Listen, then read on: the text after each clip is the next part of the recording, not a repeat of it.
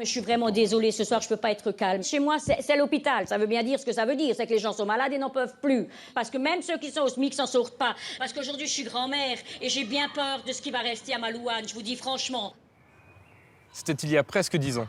Isabelle avait fait entendre sa colère contre les politiques de droite qui asphyxient celles et ceux qui galèrent.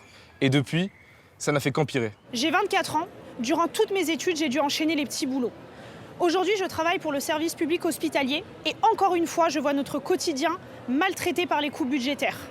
Aujourd'hui, on veut un système social qui nous protège et l'Union européenne a un rôle majeur à jouer pour ça. Au Danemark, les jeunes de 18 à 25 ans bénéficient d'une allocation d'autonomie qui leur permet de faire leurs études sans avoir besoin de recourir au petit boulot. Faisons ça chez nous.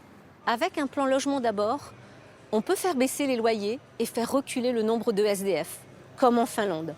On peut aussi créer des emplois et vivre mieux en passant à la semaine de 4 jours, 32 heures, sans baisse de salaire, comme ça existe déjà dans 500 entreprises. Et si on veut que ça se passe, il faut envoyer un maximum de députés engagés au Parlement européen. Et pour y arriver, on a besoin de vous.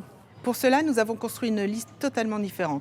Et nous sommes plus de 30 candidates et candidats à avoir moins de 35 ans. Et pour toutes ces batailles, on a besoin de vous. Ne laissons pas l'Europe de demain se faire sans nous. Pour éviter le gaspillage de papier, nous avons limité le nombre d'impressions de bulletins de vote. Si vous souhaitez nous soutenir, vous pouvez imprimer votre bulletin sur notre site changerl'Europe.com. Le 9 juin, beaucoup de choses peuvent changer. Alors votez. Changez l'Europe!